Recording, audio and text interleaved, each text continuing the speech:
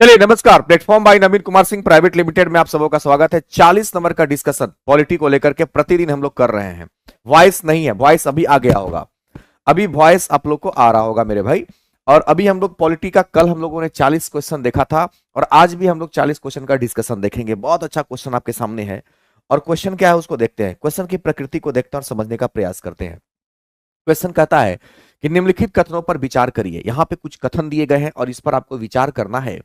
इनमें से कौन सा कथन भारत परिषद अधिनियम 1909 के संदर्भ में सही है। कहता है कि कौन सा ऐसा कथन है जो 1909 के संदर्भ में सही है।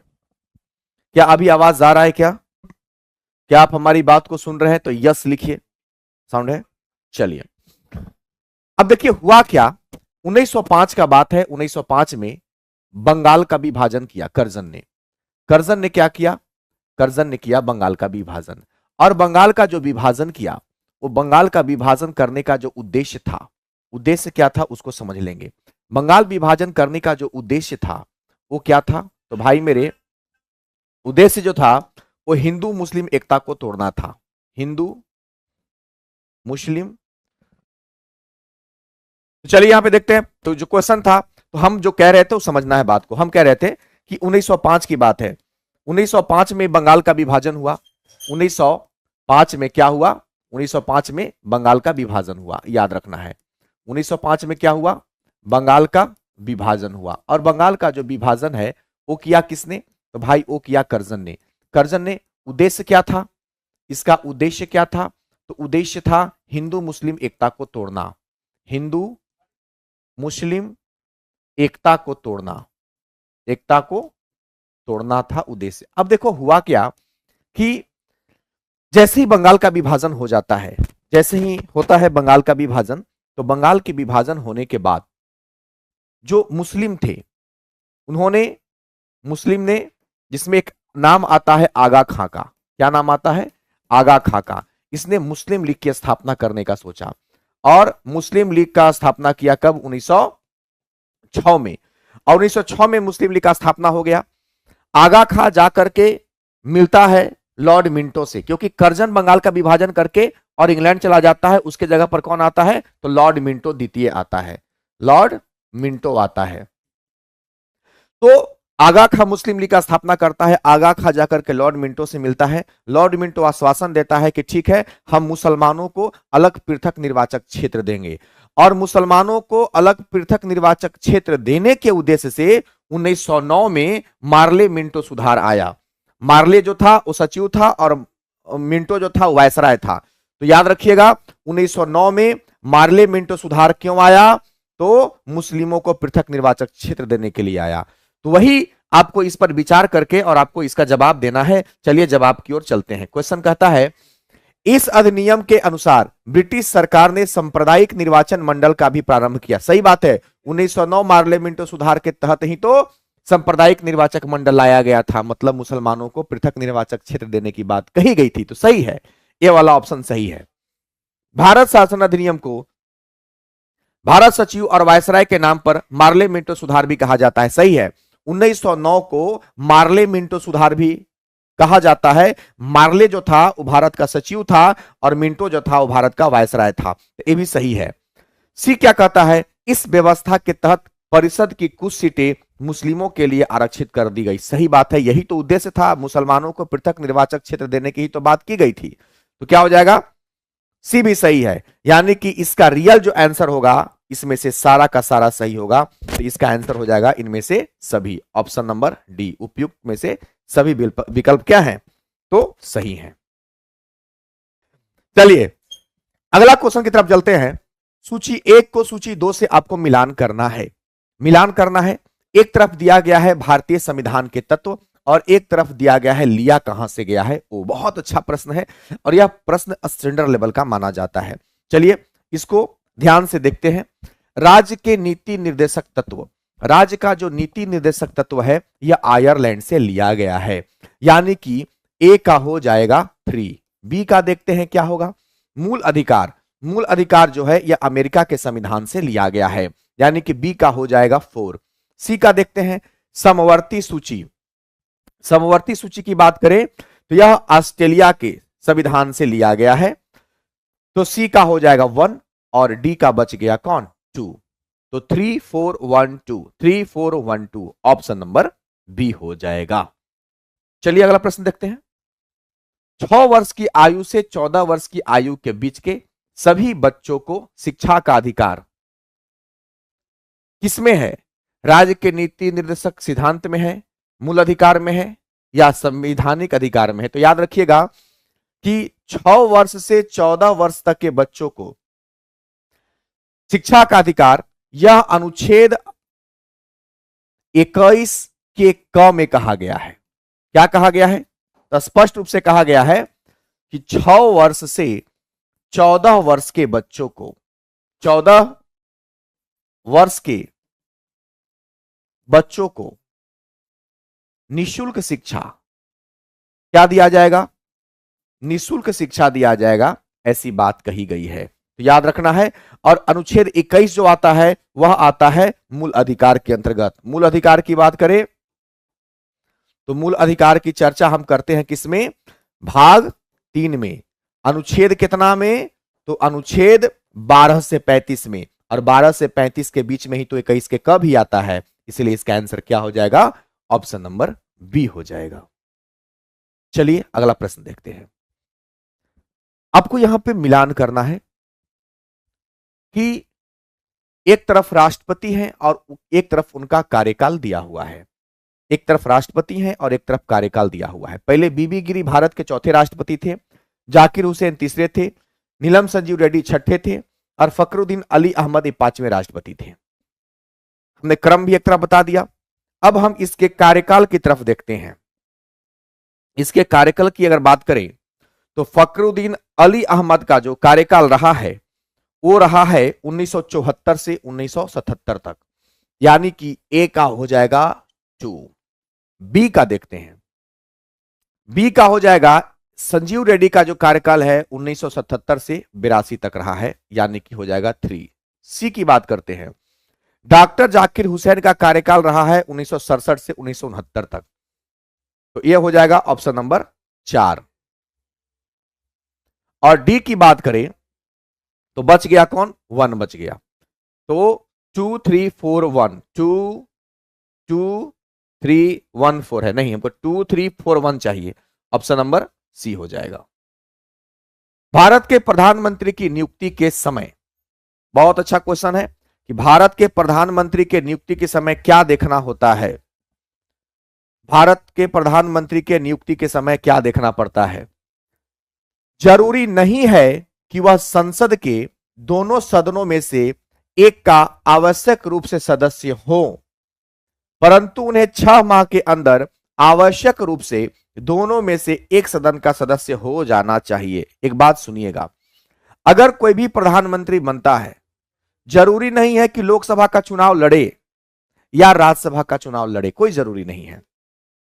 अगर वो बिना चुनाव लड़े भी प्रधानमंत्री बन जाते हैं, अगर मनोनीत कर दिया जाता है पूरे टीम के द्वारा कि यही हमारे प्रधानमंत्री रहेंगे, तो यह अनिवार्य है कि प्रधानमंत्री बनने के बाद 6 महीना के अंदर या तो लोकसभा का या तो राज्यसभा का, दोनों में से किसी एक का सदस्यता लेना अनिवार्य होता है। तो पहला वाला लाइन सही है।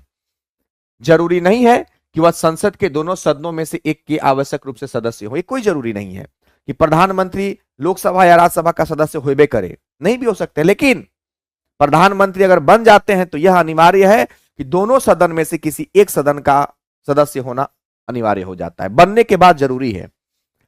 बी में देखते हैं, जरूरी नहीं है कि वह संसद के दोनों सदनों में से एक का आवश्यक रूप से सदस्य हो, परंतु उसे 6 माह के अंदर लोकसभा का सदस्य होना चाहिए। खाली लोकसभा का कहा होना चाहिए, राज्यसभा का भी होना चाहिए, तो गलत हो गया। लोकसभा पर फोकस कर रहा है, जबकि दोनों में से किसी में भी हो सकते हैं। संसद के दोनों सदनों में से एक का आवश्यक रूप से सदस्य होना चाहिए। संसद के दोनों सदनों में से ये कोई जरूरी नहीं है कि आवश्यक रूप से दोनों में से किसी का सदस्य होना चाहिए। प्रधानमंत्री बिना सदस्य बने भी बना जा सकता है, ये भी गलत हो गया। इसका आंसर क्या होगा? ए। अब सुनिए, ये बिल्कुल आईएएस लेवल का क्वेश्चन है, आपको बता देते हैं, यूपीएससी लेवल का क्वेश्चन है, दिमाग में डाल लीजिएगा। ये प्रश्न प्योरली यूपीएससी लेवल का क्वेश्चन है। अगला है, निम्नलिखित में से कौन सा एक कथन राज्य सूची के विषय के संबंध में विधि बनाने की संसद की शक्ति के बारे में सही नहीं है, सही नहीं है कह रहा है। देखो कहता है कि राज्य सूची पर या राज्य सूची के विषय के संबंध में कानून जो बनाएगा, तो कौन सी शक्ति इसमें से सही नहीं है। ठीक है, पहला है राज्यसभा को घोषित करना होगा कि ऐसा करना राष्ट्रीय हित में है। बिल्कुल सही है। अगर राज्य सूची के विषय में कानून बनाना है तो राज्यसभा उसको क्या करता है, पहले घोषित करता है। ठीक है, राज्यसभा को उपस्थित और मत देने वाले सदस्यों में से कम 2/3 सदस्य द्वारा समर्थित संकल्प पारित होना चाहिए। ये भी सही है। क्या सही है कि अगर राज्य सूची पर विषय बनाना है तो राज्यसभा के कम 2/3 सदस्य उसमें क्या होने चाहिए, सहमत होने चाहिए। चीज क्या है, ये भी सही है। ऐसे विधि संपूर्ण भारत या उसके किसी भाग के लिए बनाई जा सकती है। बिल्कुल सही है। राज्य सूची तो किसी भी भाग के लिए बनाया जा सकता है। तो तीनों सही है, लेकिन इसमें कह रहा था कौन नहीं है, गलत ढूंढना था। एगो बचा है तो यही आंसर होना चाहिए। राज्य सूची में सम्मिलित विषय के संबंध में राष्ट्रीय हित में विधि केवल राज्यसभा बना सकता है, ये गलत है। जरूरी नहीं खाली राज्यसभा बना सकता है, लोकसभा भी बनाएगा। लोकसभा और राज्यसभा दोनों यानी कि पूरा संसद मिलकर बनाती है, यही वाला गलत है। हमारा मूल रूप से आंसर क्या हो जाएगा, ऑप्शन नंबर डी हो जाएगा। भारतीय संविधान का कौन सा भाग केंद्र शासित प्रदेश से संबंधित है। देखिए भाग 8 में कहा गया है संघ राज्य क्षेत्र, संघ राज्य क्षेत्र, और संघ को ही हम केंद्र कहते हैं, तो केंद्र राज्य क्षेत्र कह सकते हैं। अब क्वेश्चन क्या था कि भारतीय संविधान का कौन सा भाग केंद्र शासित प्रदेश से संबंधित है। केंद्र शासित से क्या है, 8 में कहा जाता है वाला। एक मिनट, केंद्र शासित के बारे में कह रहा था, पहले 7 के बारे में लिखते हैं। 7 में क्या है, भाग 7 में क्या है, तो भाग 7 को हटा दिया गया है, तो है ये नहीं है, निरस्त कर दिया गया है। 8 में क्या है, केंद्र राज्य संबंध है, केंद्र राज्य क्षेत्र। और इसके बाद 11 में क्या है, इसमें है केंद्र राज्य संबंध, केंद्र राज्य संबंध है। 8 में क्षेत्र है और 9 में संबंध है। और 9 के ये 11 है ना, 9 के ये 9 है, 9 के क में क्या है, नगर पालिका है, नगर पालिका है। अब क्वेश्चन को बनाइए, सबके बारे में बता दिए। भारतीय संविधान का कौन सा भाग केंद्र शासित प्रदेश से संबंधित है, तो केंद्र शासित प्रदेश से संबंधित कौन सा है, तो केंद्र शासित प्रदेश से संबंधित होता है भाग 8, याद रखिएगा।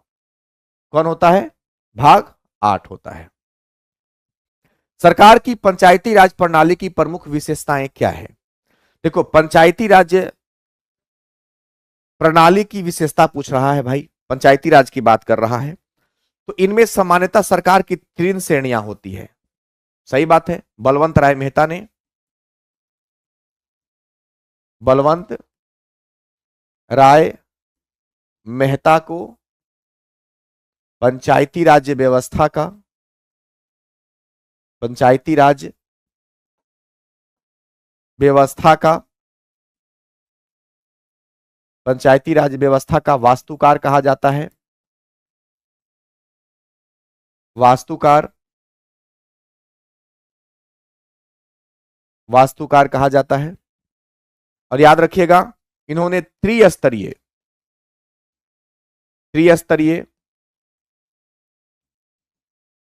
पंचायती राज्य व्यवस्था दिया। तो स्वाभाविक सी बात है कि पंचायती राज प्रणाली में त्रिस्तरीय पंचायती राज व्यवस्था है, तो यह लाइन सही है। अगला, इसका लक्ष्य गांवों को सामाजिक एवं आर्थिक न्याय प्रदान करना है, यह भी सही है। पंचायती राज व्यवस्था का मेन लक्ष्य क्या है, तो गांव है, मेन टारगेट गांव है। जिला परिषद में इसके सदस्य के रूप में कुछ सांसद भी होते हैं, यह भी सही है। जिला परिषद जो होता है उस एरिया के जो सांसद होते हैं वो भी उसके सदस्य माने जाते हैं, ये भी सही है। तो यानी कि इसका सारा का सारा जो ऑप्शन है वो सही है। इसका एग्जैक्ट आंसर क्या होगा, उपयुक्त में से सभी, ऑप्शन नंबर डी।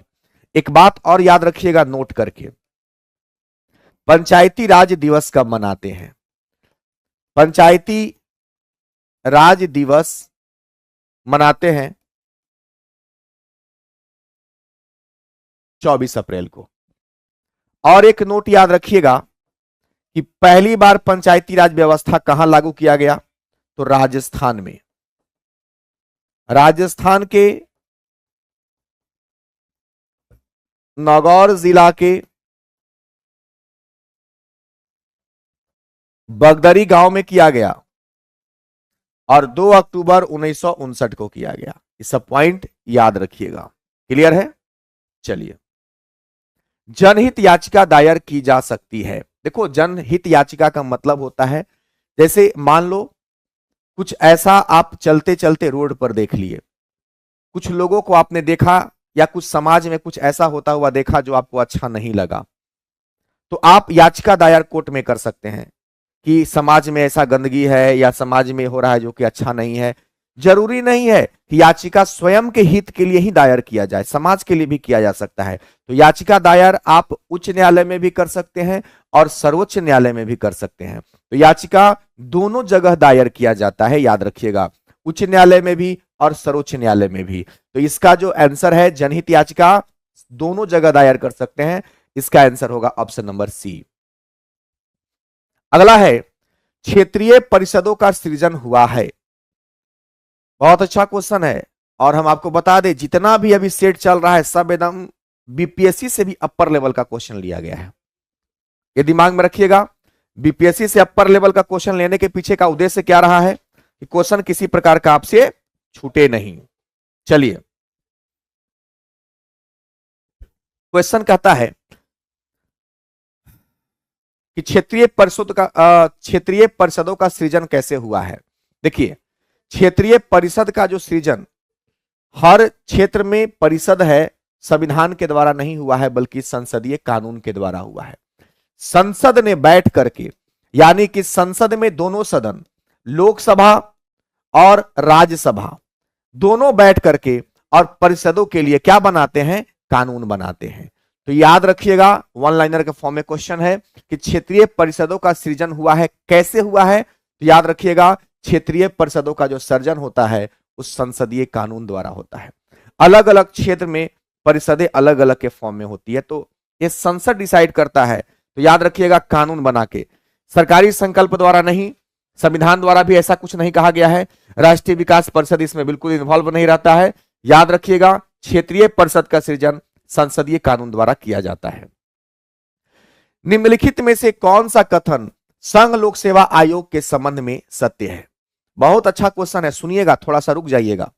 ये क्वेश्चन एकदम नॉलेज वाला है, एक क्वेश्चन एकदम नॉलेज वाला है। देखिए, संघ लोक सेवा आयोग, जिससे आप बीपीएससी प्रशासनिक की तैयारी कर रहे हैं, यूपीएससी का अगर आप बात करते हैं, तो संघ लोक सेवा आयोग जो है, एक राज्य लोक सेवा आयोग हो गया जिसकी तैयारी आप कर रहे हैं, एक यूपीएससी होता है जिसके अंतर्गत, जिसको हम संघ लोक सेवा आयोग कहते हैं। उसके बारे में बड़ा इंपॉर्टेंट लाइन कहता है निम्न में से कौन सा कथन संघ लोक सेवा आयोग के संबंध में सत्य है, ये आपको बताना है।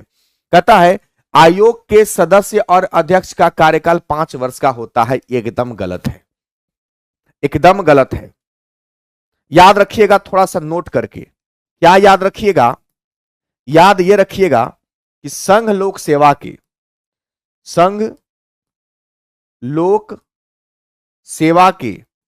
जो अध्यक्ष होते हैं, अध्यक्ष, इनका कार्यकाल की अगर हम बात करें तो इनका कार्यकाल 6 वर्ष का होता है या 65 वर्ष की आयु, दोनों में से जो पूरा हो जाए, दोनों में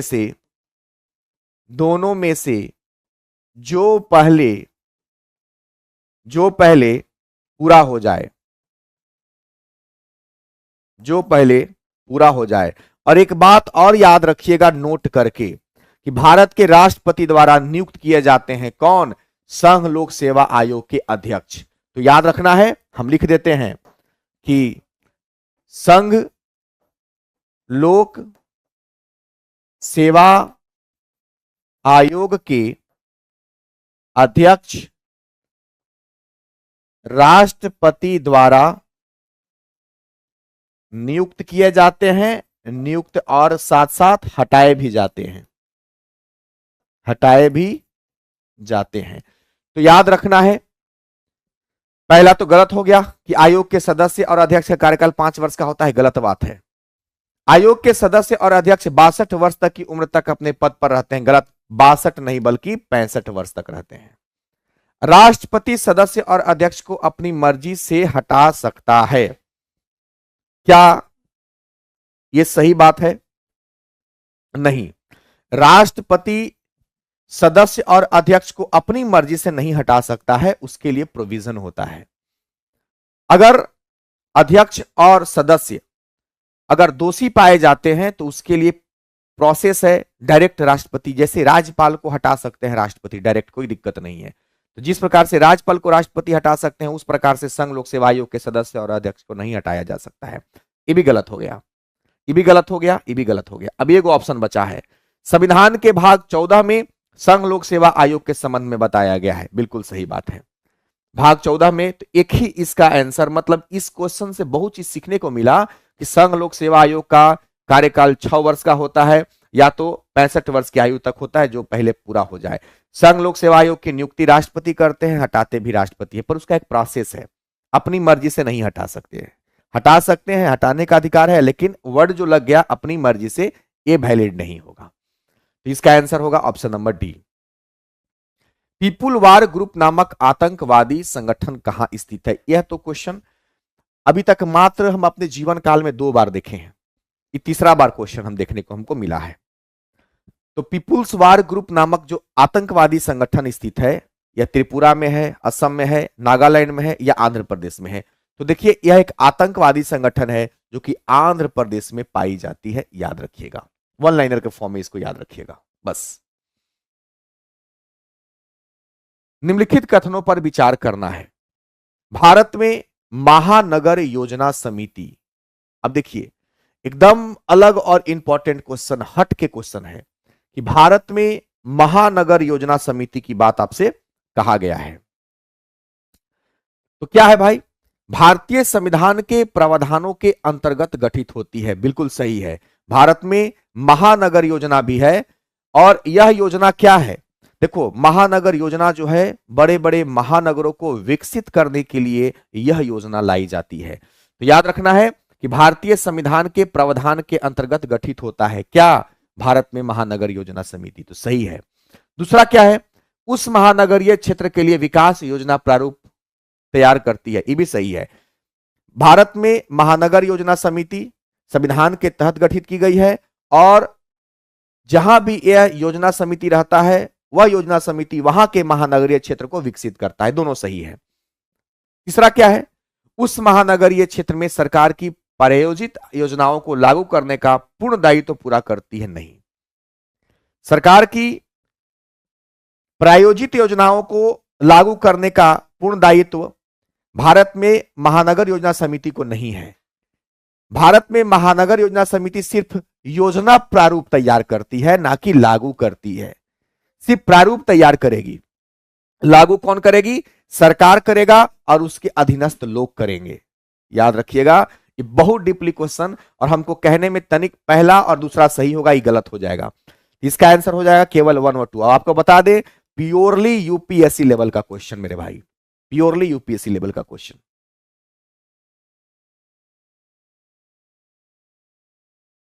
सिंस नहीं साइंस होता है। सिंस कहां लिखा हुआ है मेरे भाई? हमने ना तो सिंस यूज किया, ना तो साइंस यूज किया। आयुष कुमार, अच्छा अपने में लड़ रहा है सब। साइंस का क्लास नहीं चल रहा है, क्या कारण है प्लीज बताएं। साइंस का क्लास चलता है ना मेरे भाई, इसके बाद चलेगा। अब आयुष कुमार उस पर रेल दिया पकड़ के। तुम लोग अपने में काहे लड़ते रहते हो? अपने में लड़ते रहता है ये सब। देखो, साइंस का स्पेलिंग गलत लिख दिया तो लड़ने लगा, ये न लड़ेगा अपने में। चलो क्वेश्चन देखो, निम्न कथनों पर विचार करना है। ये बहुत इंपॉर्टेंट क्वेश्चन, निम्न सारा का सारा क्वेश्चन एकदम धुआं उड़ाने वाला है। सुनो क्या है? स्थानीय स्तर पर ग्रामीण मामलों के प्रबंध में राजनीति का अंतःखेल कम हो गया है। कहता है स्थानीय स्तर पर ग्रामीण मामलों के प्रबंध में राजनीति का अंतःखेल कम हो गया है, सही है। स्थानीय स्तर पर ग्रामीण मामलों के प्रबंध में राजनीति का अंतःखेल कम इसलिए हो गया है क्योंकि वहां पे पंचायती राज व्यवस्था लागू हो गया है, नगर पालिका लागू हो गया है। ये तो सही है। अब इसका कारण क्या है देखते हैं। कथन यह है, कारण यह है, कारण देखते हैं। संविधान के 73वें संशोधन के द्वारा ग्रामीण स्थानीय शासन संस्थाओं का पुनरुत्थान हो गया है। ये भी सही है जी। अरे 73वें संविधान संशोधन के द्वारा ना पंचायती राज व्यवस्था आया है। बोलो, भाग 9 में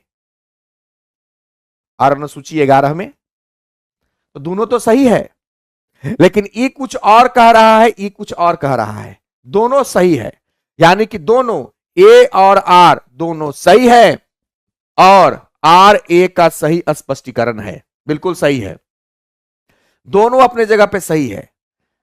ए सही क्यों है? क्योंकि क्वेश्चन ए में कहा है कि स्थानीय स्तर पर ग्रामीण मामलों के प्रबंध में राजनीति का अंतःखेल कम हुआ है। बिल्कुल, स्थानीय स्तर पर ग्रामीण मामलों का समस्या कम इसलिए हुआ है क्योंकि पंचायती राज व्यवस्था आने से बहुत सारी समस्याएं सॉल्व हुई हैं। सही है। दूसरा है कि 73वें संविधान संशोधन में पंचायती राज व्यवस्था लागू हुआ, तो दोनों सही है, और दोनों एक दूसरे का क्या है, पूरक है, यानी कि आर ए की सही स्पष्टीकरण है। इसका आंसर हो जाएगा शुरुए वाला ए। पहले ही आगे पढ़ने की जरूरत नहीं है, पहले क्या सही हो गया हमारा। राष्ट्रीय न्यायिक नियुक्ति आयोग से संबंधित कौन से संविधान संशोधन अधिनियम को उच्चतम न्यायालय की संविधान पीठ ने असंवैधानिक घोषित कर दिया है? बोलिए।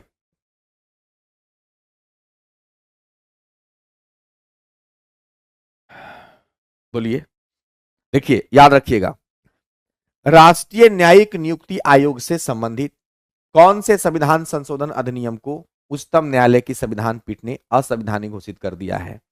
यह 99वां संविधान संशोधन, और यह हुआ था 2015 के आसपास में। इसे संबंधित मुद्दा है, हालांकि प्रशासनिक रूप से 2014 से ही चल रहा था, लेकिन 15 में। तो राष्ट्रीय न्यायिक नियुक्ति आयोग से संबंधित कौन से संविधान संशोधन अधिनियम को उच्चतम न्यायालय की संविधान पीठ ने असंवैधानिक घोषित कर दिया? देखो, उच्चतम न्यायालय, हर राज्य में उच्च न्यायालय होता है, एक उच्चतम न्यायालय होता है। उच्च न्यायालय, उच्चतम न्यायालय, इसको सर्वोच्च न्यायालय भी कहते हैं। तो सर्वोच्च न्यायालय ने असंवैधानिक घोषित कर दिया है राष्ट्रीय न्याय नियुक्ति आयोग से संबंधित कुछ मामलों को। कब किया था? ये बहुत डीपली क्वेश्चन है, यह 99वां संविधान संशोधन अधिनियम में किया था। तो ऐसे ऐसे प्रश्न को थोड़ा देखते चलिए, ज्यादा दिमाग भी नहीं लगाना है। भारत काहे नहीं दिमाग लगाने के लिए हम बोल रहे हैं, क्योंकि आप अचानक से घोर के पी नहीं लीजिएगा। अभी ये जितने भी क्वेश्चन हो रहे हैं, 8 सेट 10 सेट एकदम स्टैंडर्ड क्वेश्चन कराया जाएगा, थोड़ा आपको देखने के लिए। भारत के संविधान के अनुच्छेद 103 के तहत राष्ट्रपति लोकसभा सदस्य की निर्भरताओं से संबंधित किसी भी प्रश्न पर कोई निर्णय देने से पहले निम्नलिखित में से किसका राय लेगा? बहुत अच्छा क्वेश्चन है। देखो, अनुच्छेद 103 के अनुसार राष्ट्रपति लोकसभा सदस्य के निर्भरताओं का कैंडिडेट है, और लोकसभा का कैंडिडेट यानी कि लोकसभा का सांसद है, और उसमें कुछ गड़बड़ी हो गया, चुनाव से संबंधित कोई समस्या हो गया, तो अनुच्छेद 103 के तहत राष्ट्रपति किससे विचार विमर्श करेगा? तो निर्वाचन आयोग से करेगा। किससे करेगा? निर्वाचन आयोग से करेगा। याद रखिएगा इस बात को। इसका आंसर क्या होगा? क्वेश्चन नंबर 16 का निर्वाचन आयोग, याद रखिएगा। निम्न कथनों पर विचार कीजिए। वित्त आयोग के कार्य है। भाई, वित्त आयोग का कार्य क्या है? वित्त आयोग का कार्य क्या है? भारत की संचित निधि से धन निकालने की अनुमति देना। अरे ना ना ना ना ना, भारत की संचित निधि से धन निकालने की अनुमति संसद देता है, और राष्ट्रपति के बिना धन विधेयक को पारित भी नहीं किया जाता है। तो ये लाइन गलत हो गया। भारत की संचित निधि से धन विधेयक निकालने की अनुमति वित्त आयोग नहीं देता है, बल्कि संसद देता है। प्राप्त करों के भागों को राज्यों के बीच में बांटता है, ये सही है। वित्त आयोग का काम क्या है कि जो संघ सूची, राज सूची और समवर्ती सूची से जो टैक्स आता है और जो राज्यों को वापस बांटना होता है, उसका बंटवारा का काम कौन करता है? तो वित्त आयोग करता है, ये सही है।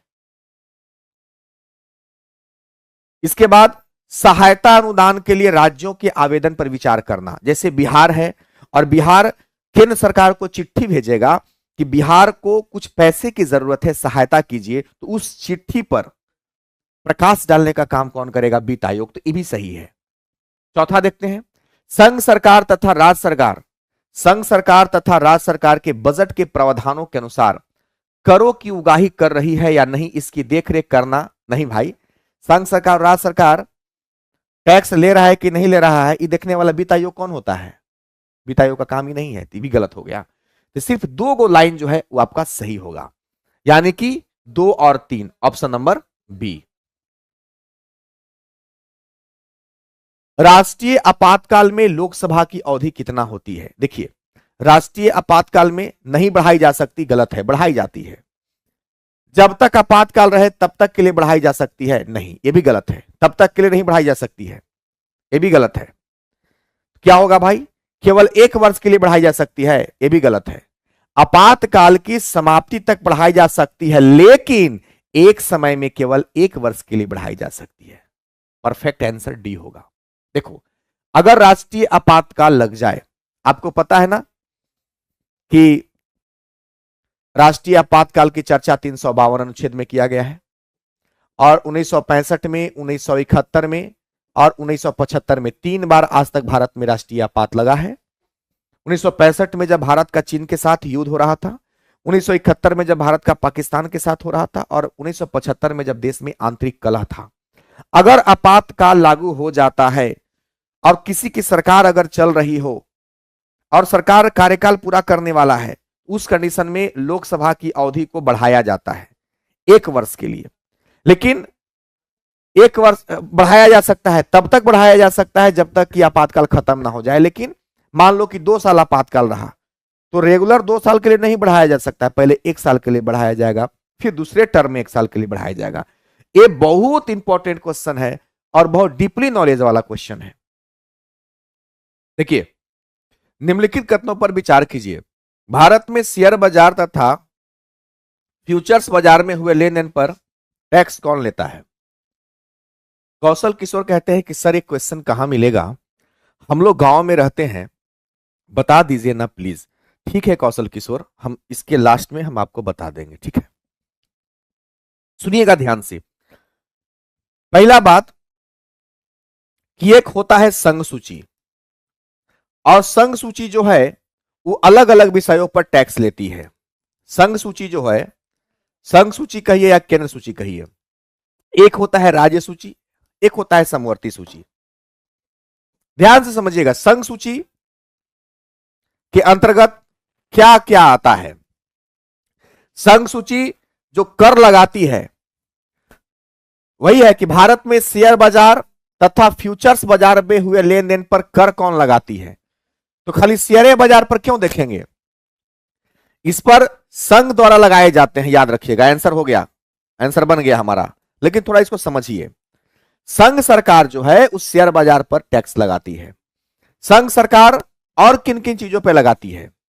जैसे टीवी पर लगाती है, रेडियो पर लगाती है, संघ सूची के अंतर्गत आ जाता है। बंदरगाह,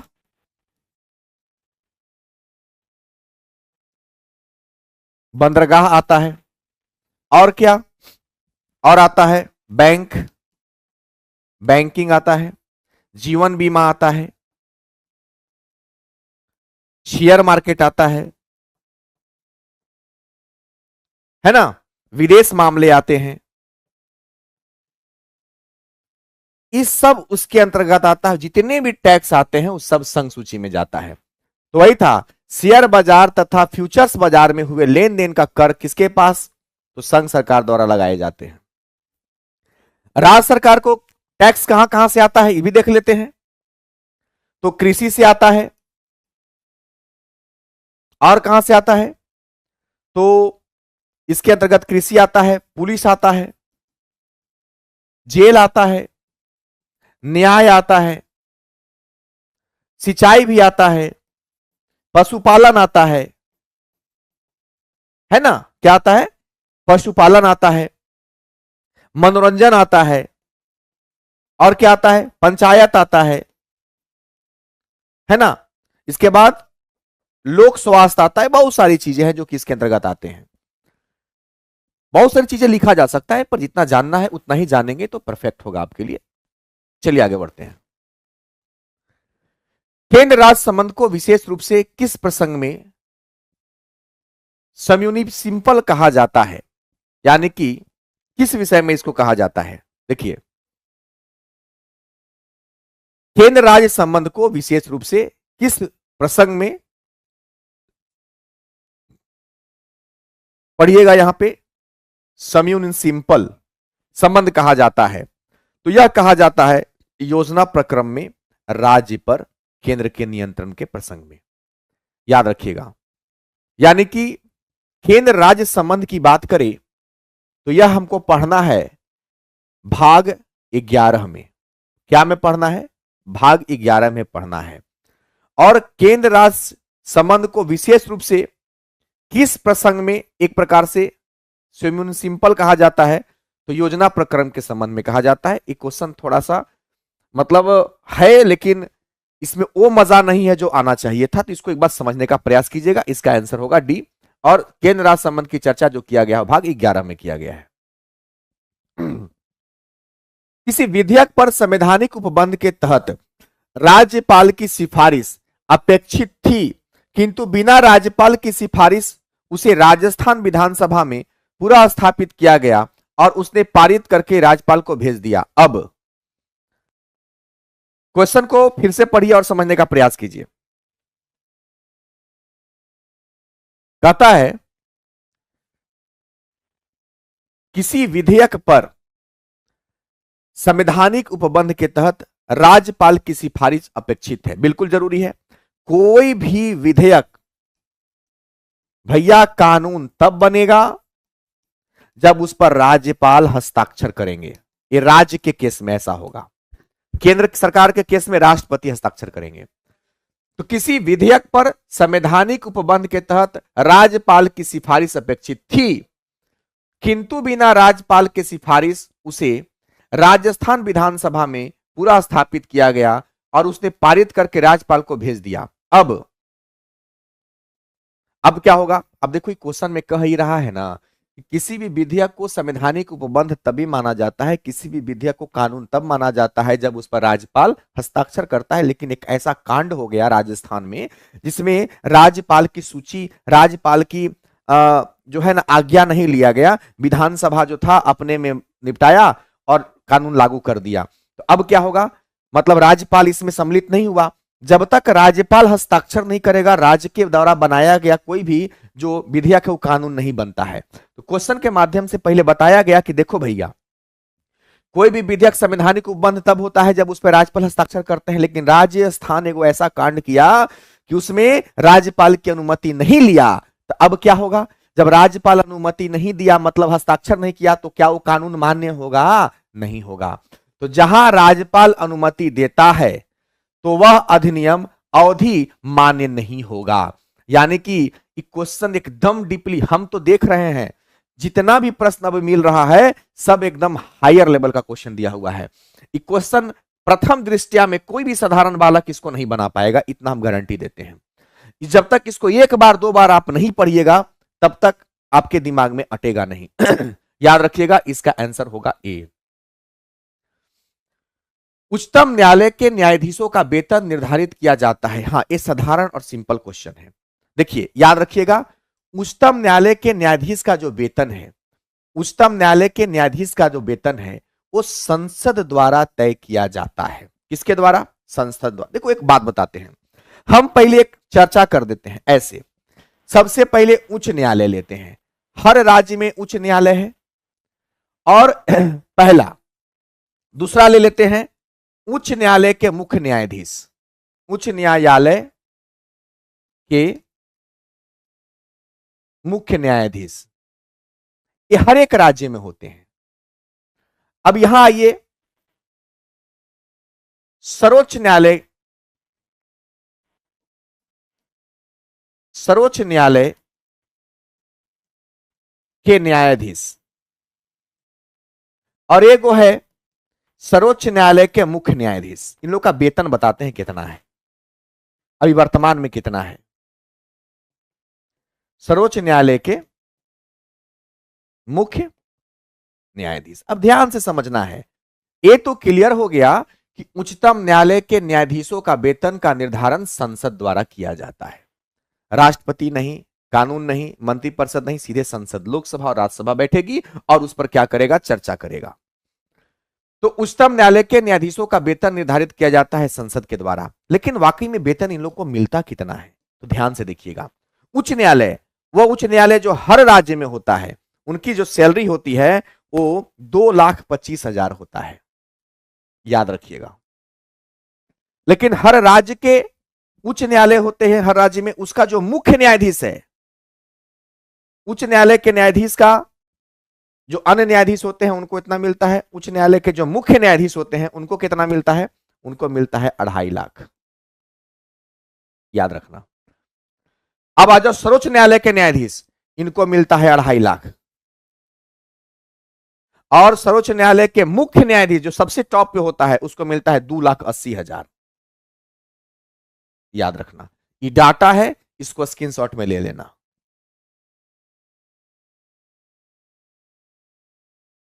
बिल्कुल निपू, ये वाला क्वेश्चन एकदम समझ में नहीं आया होगा, क्योंकि ये क्वेश्चन एकदम यूपीएससी लेवल का है। जब हम स्वयं जब एक बार पढ़े तो हमको एक बार में समझ में नहीं आया था, हमको दूसरा बार तीसरा बार क्वेश्चन को पढ़ना पड़ा, तब समझ में आया कि विधेयक और राज्यपाल लागू करता है। लेकिन राजस्थान में एक ऐसा कांड हुआ जिसमें राज्यपाल की सहमति नहीं ली गई, तो बाद में वो मान्य नहीं होगा, ये बात समझ लेना। आओ एक क्वेश्चन एकदम सिंपल क्वेश्चन, इसको पढ़िए तो आसान है एकदम, एक बार में बन जाएगा। निम्नलिखित में से कौन सी भारतीय संसद की वित्तीय समितियां हैं? बताइए, कौन सी भारतीय संसद की वित्तीय समितियां हैं? बताइए, कौन सा है? बताइए, वित्तीय समिति कौन सा है? सब है। सार्वजनिक लेखा समिति भी वित्तीय समिति है, प्राक्कलन समिति भी वित्तीय समिति है, और सार्वजनिक उपक्रम समिति भी वित्तीय समिति है। तो सुनो, इस क्वेश्चन को वन लाइनर के फॉर्म में नोट करके और इसका जवाब लिख लेना। ये वीवीआई क्वेश्चन है, याद रखना। याद रखना कि तीनों के तीनों जो है वित्तीय समितियां कहलाती है। भारतीय संसद की वित्तीय समिति कौन कौन सी है? तीनों है, याद रखना। इसका आंसर हो जाएगा 1, 2 एंड 3। भारतीय राजनीति के संदर्भ में निम्नलिखित में से कौन सा कथन सही है? चारों कथन आपको पढ़ना है और चारों कथन में से आपको एक सही बताना है। कौन सा सही होगा? बताइए। योजना आयोग की जवाबदेही संसद के प्रति है, बताइए क्या सही है?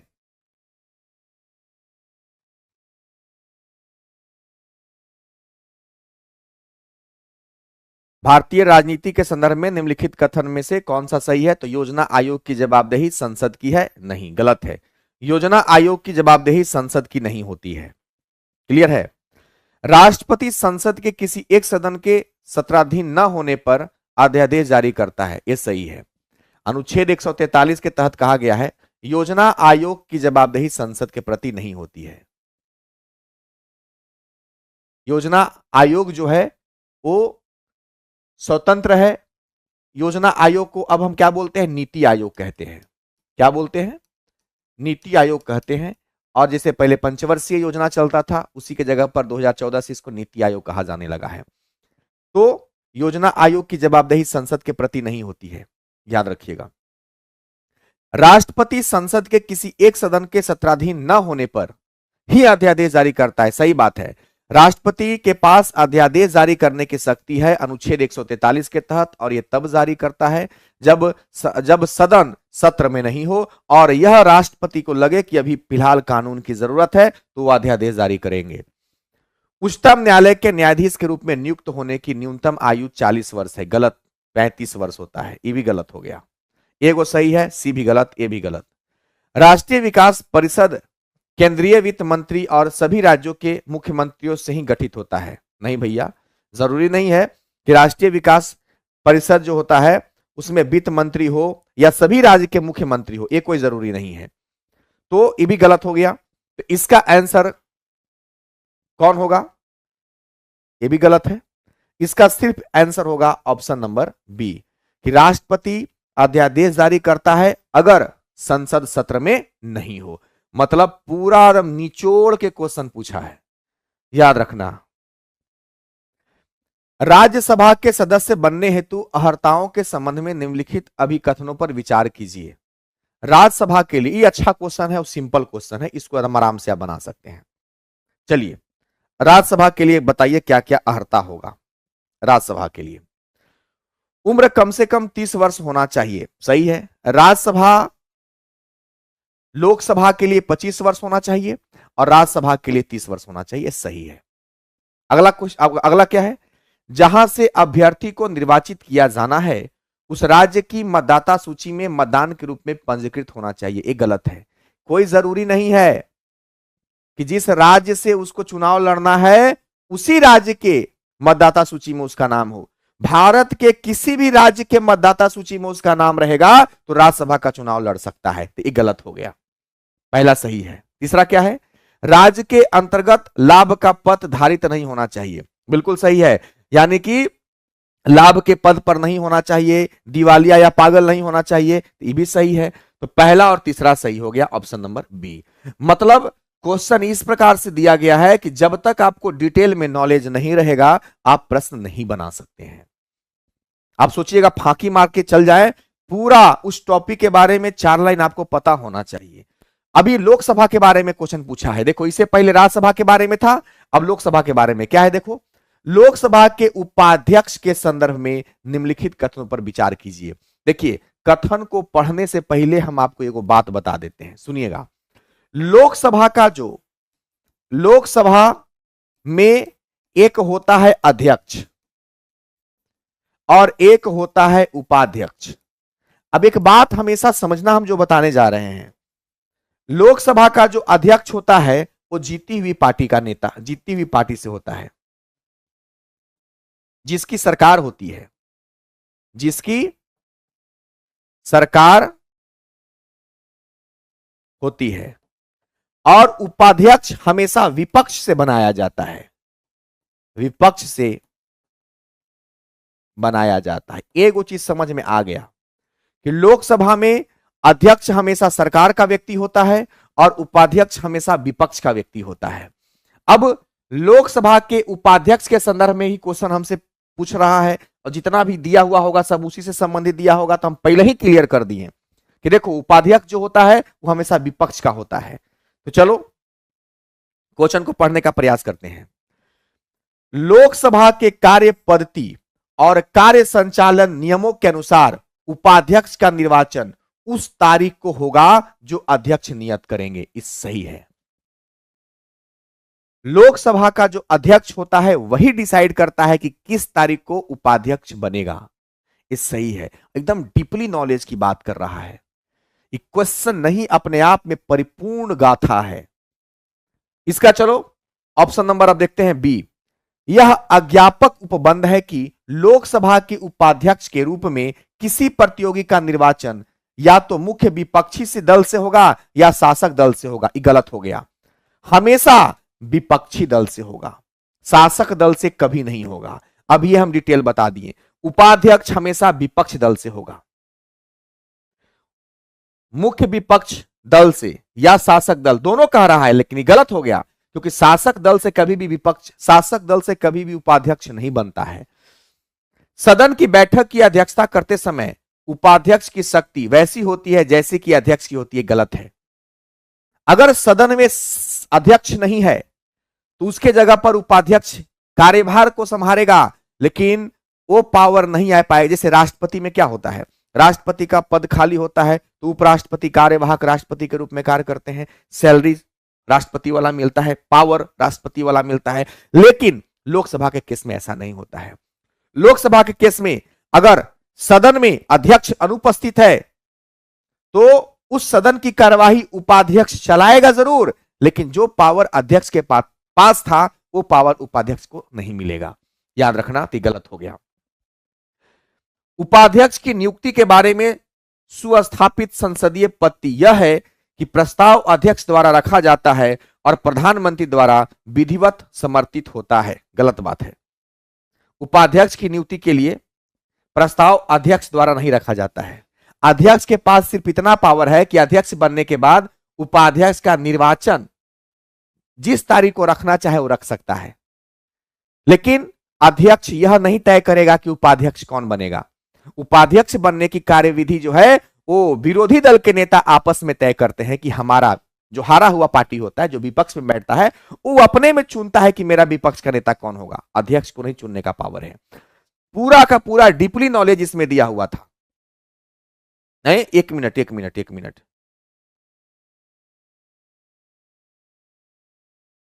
हाँ ठीक है।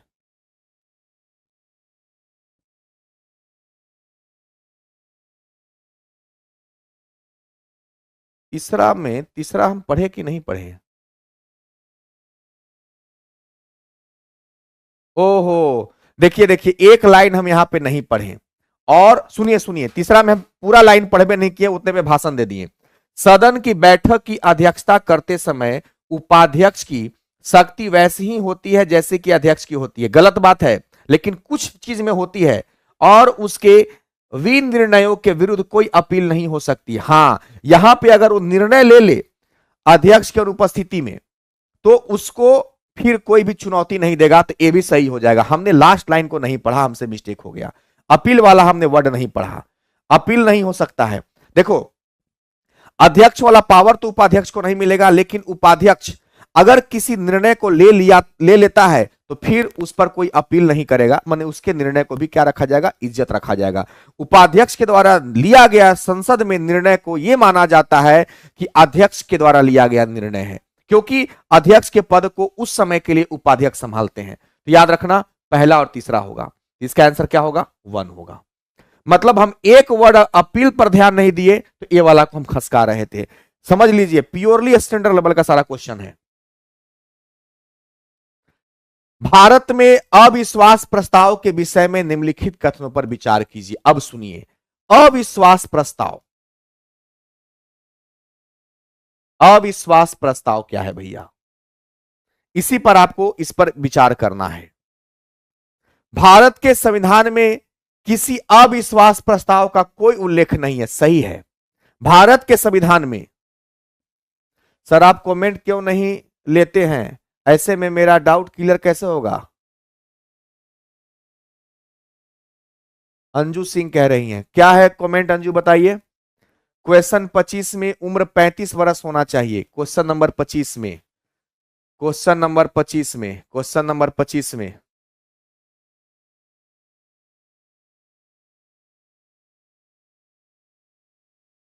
मैडम, आप जब हम चर्चा कर रहे थे यहां पे मैडम, तो थोड़ा ध्यान दिया कीजिए। आपको कभी भी क्वेश्चन पूछने की जरूरत नहीं पड़ेगा। अंजू सिंह जी, आपको हम बता दें कि आपको कभी भी क्वेश्चन पूछने का जरूरत नहीं पड़ेगा, अगर आप मेरा हर बात को ध्यान से सुनिएगा। जब अभी हम पढ़ा रहे थे तो स्पष्ट रूप से देखिए, 25 लिखल है और 30 लिखल है। 25 लिखा हुआ है किसके लिए? लोकसभा के लिए। और 30 लिखा हुआ है राज्यसभा के लिए। अब आप सुनिएगा, है ये नहीं खाली आरोप लगा दीजिएगा, ऐसे नहीं ना चलेगा। क्या है? उम्र कम से कम 30 वर्ष होना चाहिए। सही बात है, राज्यसभा के चुनाव लड़ने के लिए उम्र 30 वर्ष होना चाहिए, 25 वर्ष नहीं होना चाहिए। आया बात समझ में? क्वेश्चन में 25 में उम्र 35 वर्ष। 35 वर्ष सिर्फ 3 लोगों के लिए होता है, राष्ट्रपति के लिए, उपराष्ट्रपति के लिए और राज्यपाल के लिए। थोड़ा नोट कर लीजिए, मैं लिख देता हूं, नोट करके अपने कॉपी में नोट कर लीजिए। क्लियर है ना? 35 वर्ष किसके लिए होता है उम्र? राष्ट्रपति के लिए होता है। पूरा बात अगर ध्यान से सुनिएगा तो कुछ पूछना ही नहीं पड़ेगा। उपराष्ट्रपति के लिए होता है, लेकिन आप लोग को तो कीड़ा काटता है ना। राज्यपाल के लिए, इसको लिखिए। पूरा लेक्चर सुनिएगा नहीं ध्यान से तो कैसे होगा? लिखिए इसको। 35 वर्ष 3 लोगों के लिए एज डिसाइड किया गया है। और लोकसभा राज्यसभा में से लोकसभा 25 वर्ष। बहुत सिंपल सा छोटा क्वेश्चन है जो आप पूछ रही हैं, नहीं पूछना चाहिए था आपको। चलिए, कोई दिक्कत नहीं।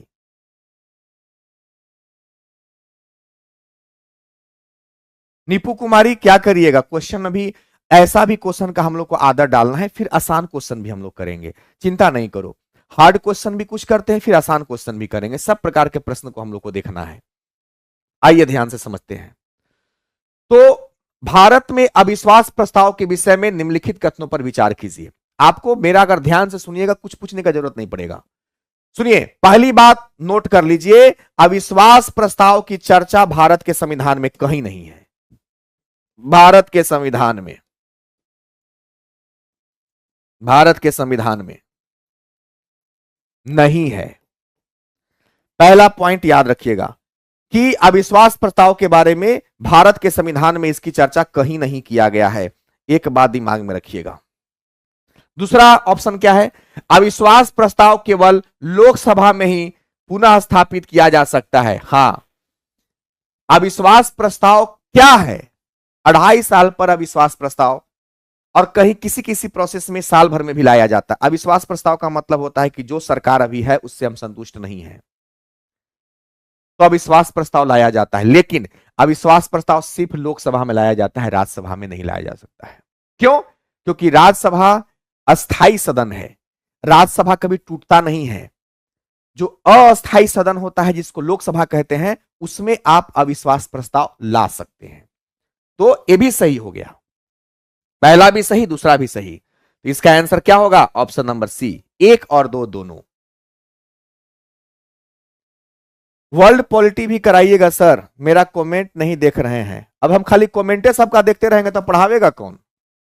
कमेंट भी देखेंगे। अब आप चाहोगे कि कमेंट किया और फटाक से हम देख के आपका आंसर दे दे, तो ऐसा जीवन में कभी हमसे नहीं होगा। आप कमेंट करिए, हम देख के देंगे।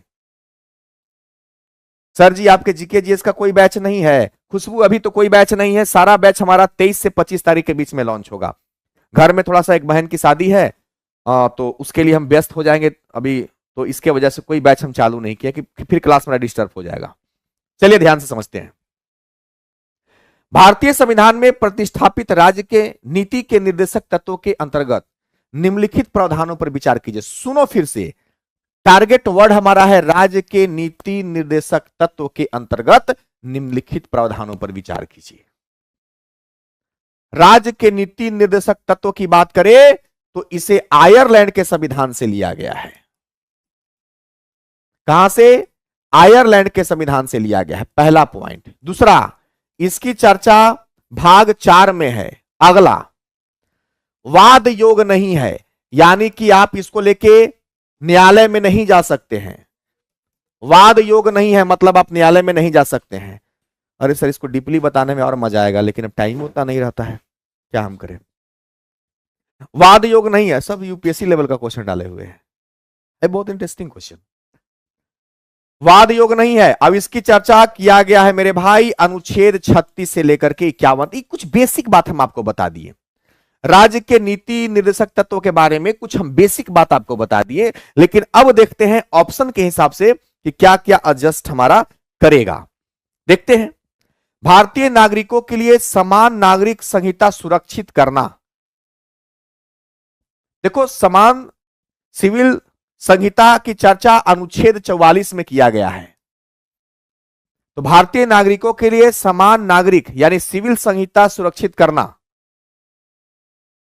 ओ, लास्ट वाला लाइन पढ़ो कि 4 गो ऑप्शन के बादो देवल है कि उपयुक्त में से कौन से गांधीवादी सिद्धांत हैं। दादा रे दादा, राज्य के नीति निर्देशक तत्वों के बारे में 4 गो ऑप्शन दे दिया और लास्ट में 2 गो लाइन लिख दिया कि उपयुक्त में से कौन से गांधीवादी सिद्धांत हैं। भाई, गांधीवादी सिद्धांत ये तो है नहीं। भारतीय नागरिकों के लिए समान नागरिक सिविल संहिता सुरक्षित करना, ये तो जरूर राज्य के नीति निर्देशक तत्वों के अनुच्छेद 44 में है, लेकिन ये गांधीवादी सिद्धांत तो है नहीं। हमको एक तरफ पहला क्वेश्चन दिया है कि राज्य के नीति निर्देशक तत्वों के अनुसार 4 गो ऑप्शन है और जवाब गांधी जी के अनुसार देना है। दादा, कैसे होगा रे भाई? क्वेश्चन कहा है कि राज्य के नीति निर्देशक तत्वों का 4 गो ऑप्शन देते हैं, लेकिन आपको जवाब उसके अनुसार नहीं देना है, आपको जवाब देना है गांधी जी के अनुसार। समझ रहे हो? वही लास्ट में कहता है कि उपयुक्त में से कौन से गांधीवादी सिद्धांत है जो राज्य के नीति के निर्देशक तत्व में प्रतिबंधित होते हैं।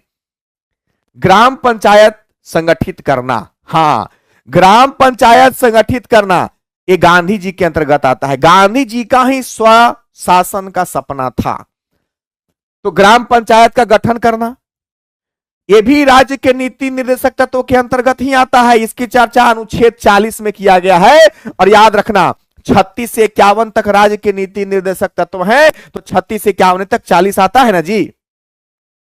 तो ग्राम पंचायत संगठित करना यह राज्य के नीति निर्देशक तत्व में भी आता है और इस गांधीवादी सिद्धांत में भी आता है। तो इसका ऑप्शन नंबर 2 सही हो गया। तीसरा ऑप्शन देखते हैं, ग्रामीण क्षेत्र में कुटीर उद्योग को प्रोत्साहित करना, यह भी सही है, यह भी राज्य के नीति निर्देशक तत्व में आता है और गांधी जी का भी यह सपना था, ये भी सही है। सभी कर्मकारों के लिए यथोचित अवकाश तथा सांस्कृतिक अवसर सुरक्षित करना, ये आता जरूर है लेकिन गांधी जी का ही सपना नहीं था। तो गांधी जी से रिलेट करने वाला सिर्फ दो ऑप्शन है, गांव वाला, ग्रामीण वाला, ग्राम पंचायत वाला, क्योंकि पंचायत का सपना सबसे पहले गांधी जी ने देखा था। और याद रखना गांधी जयंती के दिन 2 अक्टूबर 1959 को सबसे पहले राजस्थान के नागौर जिला के बगदरी गांव में पंचायती राज व्यवस्था को लागू किया गया था। डेट कितना था? 2 अक्टूबर, गांधी जयंती, गांधी जयंती था। तो इतना डीपली क्वेश्चन दिया है, हम कहते हैं कि वाकई में बहुत अच्छा क्वेश्चन है, बहुत अच्छा क्वेश्चन है, बहुत डीपली क्वेश्चन है। इसका आंसर हो जाएगा ऑप्शन नंबर बी। जो समझ जाएगा समझ लो कि बहुत अच्छा क्वेश्चन है। निम्नलिखित में से किस संवैधानिक संशोधन अधिनियम ने मौलिक अधिकारों की सूची से संपत्ति के अधिकार को हटाया है? संपत्ति का अधिकार सिंपल क्वेश्चन है। 44वां संविधान संशोधन 1978 द्वारा मौलिक अधिकार 6 गो था, पहले 7 गो था। पहला क्या है? पहला है समता का अधिकार, एगो है समता का अधिकार, दूसरा है स्वतंत्रता का अधिकार, तीसरा है शोषण के विरुद्ध अधिकार, चौथा है धार्मिक स्वतंत्रता का अधिकार, पांचवा है संस्कृति और शिक्षा का अधिकार, और छठा है संवैधानिक उपचारों का अधिकार, और सातवां था संपत्ति का अधिकार। इसी को 44वां संविधान संशोधन अधिनियम 1978 द्वारा हटा दिया गया है। तो सिंपल क्वेश्चन था।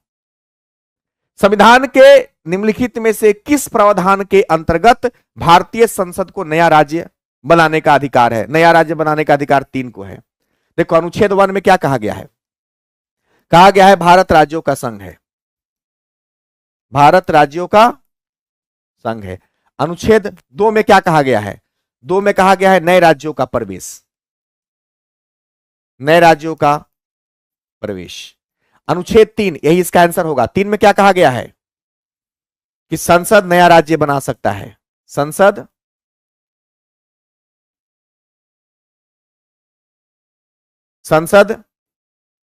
नया राज्य बना सकता है, नया राज्य सीमा में परिवर्तन कर सकता है। तो याद रखना इसका अनुच्छेद ऑप्शन नंबर 3 होगा। यानी कि संविधान के निम्नलिखित में से किस प्रावधान के अंतर्गत भारतीय संसद को नया राज्य बनाने का अधिकार है? तो नया राज्य बनाने का अधिकार अनुच्छेद 3 के तहत है, याद रखिएगा। अनीसा कुमारी 44, अच्छा पिछला क्वेश्चन का आंसर दे रही हैं।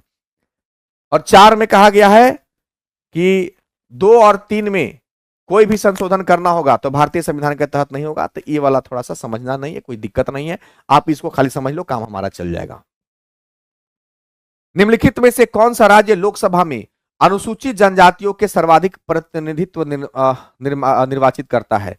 देखो लोकसभा में अनुसूचित जनजाति, देखो लोकसभा में भी आरक्षण की बात किया गया है, लोकसभा में आरक्षण की बात किया गया है। और अगर आरक्षण की हम बात करें तो अनुसूचित जाति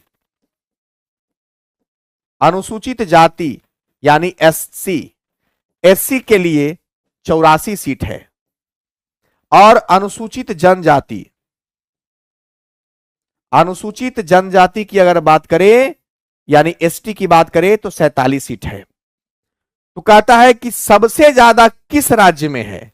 तो सबसे ज्यादा जो है मध्य प्रदेश में 6 गो सीट है जो जनजातियों के लिए क्या किया गया है? आरक्षित किया गया है। याद रखिएगा ये गो 6 गो सीट है, याद रखना 6 गो सीट है। क्लियर? कमेंट बॉक्स में जवाब दो, बिहार में अनुसूचित जाति और जनजातियों को कितना सीट मिला है? कमेंट में जवाब दीजिएगा। इसका आंसर हो जाएगा ऑप्शन नंबर सी। कुछ डिटेल याद रखिएगा कि लोकसभा में टोटल सीट जो आरक्षित है वो 131 है। 131 में से अनुसूचित जातियों को 84 और अनुसूचित जनजातियों को 47 सीट दिया जाता है। लोकसभा में इतनी सीटें आरक्षित की गई है। संविधान के किस संशोधन ने लोकसभा के सदस्यों की संख्या 525 से बढ़ाकर 545 कर दी? देखो एक बहुत इंपॉर्टेंट क्वेश्चन है, इसका आंसर हो जाएगा ए। देखो पहले 525 लोकसभा सीट था और जब 31वां संविधान संशोधन हुआ, अब ये कब हुआ? 1900, याद रखना 73 में ही हुआ था। तो 1973 में 545 से लोकसभा सीटों की संख्या बढ़ा करके कितना कर दिया गया था? सॉरी 525 से 543 कर दिया गया था। इसको स्क्रीनशॉट ले लो, बहुत अच्छा क्वेश्चन है, एकदम डीपली क्वेश्चन है। चलिए, निम्नलिखित में से कौन राज्यसभा की एकांतिक शक्ति के अंतर्गत आती है? Question number 33। देखो राज्यसभा की एकांतिक शक्ति के, तो राज्यसभा के पास एगो ताकत है कि वह नई अखिल भारतीय सेवाओं का सृजन कर सकता है। आकस्मिक रीति में भारत के उपराष्ट्रपति का निर्वाचन, गलत बात है। भारत के उपराष्ट्रपति का निर्वाचन सिर्फ राज्यसभा नहीं करता है, लोकसभा भी उसमें सम्मिलित होता है। ये गलत हो गया। किसी राज्य के विधान परिषद की समाप्ति, गलत बात है। किसी भी राज्य के विधानसभा की समाप्ति जो है, विधान परिषद की समाप्ति जो है, वो विधानसभा के द्वारा राष्ट्रपति के अनुसार होता है। तो इसमें राज्यसभा का कोई रोल नहीं है। अपने सभापति को अपदस्थ करना, गलत बात है। राज्यसभा अपने सभापति को अपदस्थ नहीं करता है, ये भी याद। तो इसका आंसर क्या होगा? सिर्फ ये होगा। अंतर्राष्ट्रीय संधियों को भारत के किस भाग अथवा संपूर्ण भारत में लागू करने के लिए संसद कोई भी कानून बना सकती है? कहता है कि अगर कोई अंतर्राष्ट्रीय संधि है, मतलब हमारा भारत किसी दूसरे देश के साथ कोई समझौता करना चाहता है, तो भारत के किसी भाग अथवा संपूर्ण भारत में लागू करने के लिए अगर कोई संधि हुआ है दूसरे देश के साथ और उसको भारत सरकार पूरे देश पर लागू करना चाहती है, तो किससे सहमति लेना होगा? भाई इसको किसी से सहमति लेने की जरूरत नहीं है, बिना किसी राज्य के सहमति के वो उसको लागू कर सकती है। सभी राज्य की सहमति से, गलत। बहुसंख्यक राज्य की सहमति से, गलत। संबंधित राज्य की सहमति से जहां लागू करना है, नहीं, गलत। बिना किसी के सहमति से सरकार चाहेगी तो विदेश के साथ की गई संधियों को लागू कर सकती है। नीचे दो वक्तव्य दिए गए हैं, एक को कथन ए एवं दूसरे को कारण आर का नाम दिया गया है। दिए गए कूट की सहायता से सही कथन को चुनना है। क्या है क्वेश्चन नंबर? देखते हैं क्वेश्चन क्या है भाई। कहता है राष्ट्रपति और राज्यपाल पर उनके किसी भी कार्य के लिए न्यायालय में मुकदमा नहीं चलाया जा सकता है। सही बात है, एकदम सही है। राष्ट्रपति पर और राज्यपाल पर मुकदमा नहीं चला सकते हैं, एकदम सही बात है। अगला क्या है कारण? राष्ट्रपति पर महाभियोग चलाया जा सकता है और राज्यपाल को असंवैधानिक कृत्यों के करने पर पदयुक्त किया जा सकता है। ये सही है, ये भी सही है, दोनों सही है। ए भी सही है, आर भी सही है। तो आर तथा यहां पे ए छूटा हुआ है, आर तथा ए दोनों सही है, किंतु आर ए की सही व्याख्या नहीं करता है। सही बात है, आर जो है ए की सही व्याख्या नहीं कर रहा है। यहां आर जो है ए का सही व्याख्या नहीं कर रहा है। क्यों नहीं कर रहा है? इधर एक तरफ मुकदमा की बात कर रहा है, एक तरफ महाभियोग की बात कर रहा है। तो इस बात को याद रखिएगा, दोनों सही है, लेकिन आर जो है ए का सही व्याख्या नहीं कर रहा है। भारत के संविधान में निम्न में से किसके विरुद्ध अभियोग चलाने का प्रावधान नहीं है? अभियोग माने महाभियोग, किसके विरुद्ध में आप नहीं चला सकते हैं महाभियोग? भैया किसके विरुद्ध में नहीं चला सकते हैं बताओ? राष्ट्रपति के विरुद्ध में चलबे करता है। राष्ट्रपति पर महाभियोग लगाया ही जा सकता है, लोकसभा राज्यसभा दोनों। राज्य के राज्यपाल के विरोध में नहीं लगता है। वाह, ए राष्ट्रपति पर विरोध लगता है, भारत के मुख्य न्यायाधीश पर भी लगता है, उपराष्ट्रपति पर भी लगता है, जैसे राष्ट्रपति पर वैसे उपराष्ट्रपति पर। राज्य के राज्यपाल के विरोध में महाभियोग नहीं लगता है। क्यों नहीं लगता है? क्योंकि राज्यपाल का जो पद होता है वो राष्ट्रपति के प्रसाद पर्यंत होता है। एक झटके में बिना महाभियोग के राष्ट्रपति उनको हटा देता है। इसलिए राज्यपाल को पद से हटाने के लिए किसी महाभियोग की जरूरत नहीं है। इसका आंसर क्या होगा? Option number B. क्यों? चलाने का प्रावधान नहीं है पूछा था, तो राज्यपाल पर महाभियोग का चलाने का प्रावधान नहीं है। महाभियोग राष्ट्रपति पे चलेगा, न्यायाधीश पे चलेगा, उपराष्ट्रपति पर भी चलेगा। नगर क्षेत्र को निर्धारित करने हेतु निम्नांकित निष्कर्षों में से कौन सा भारत की जनगणना के अनुसार सही नहीं है?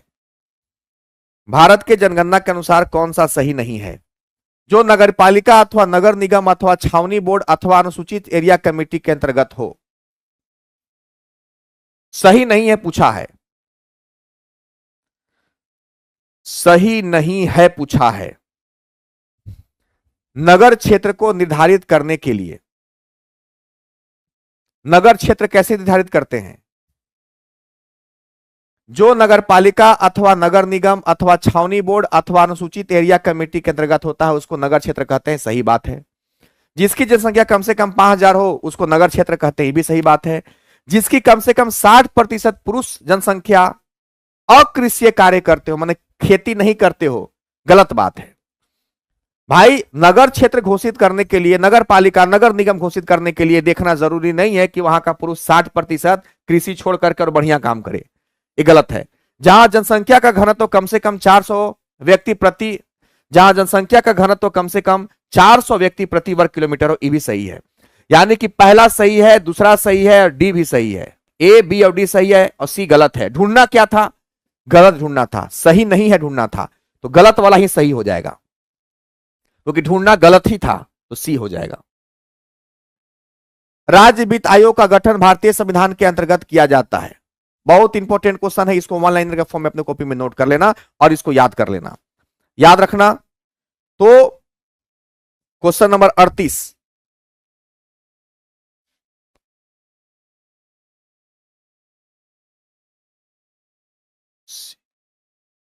ये होना चाहिए 243 होगा।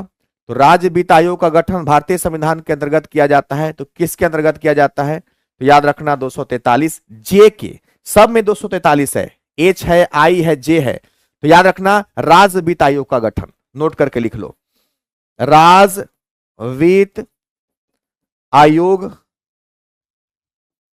का जो गठन है वो अनुच्छेद 243 जे के तहत किया जाता है। इसको थोड़ा सा अलग से कर लेना, नोट कर लेना।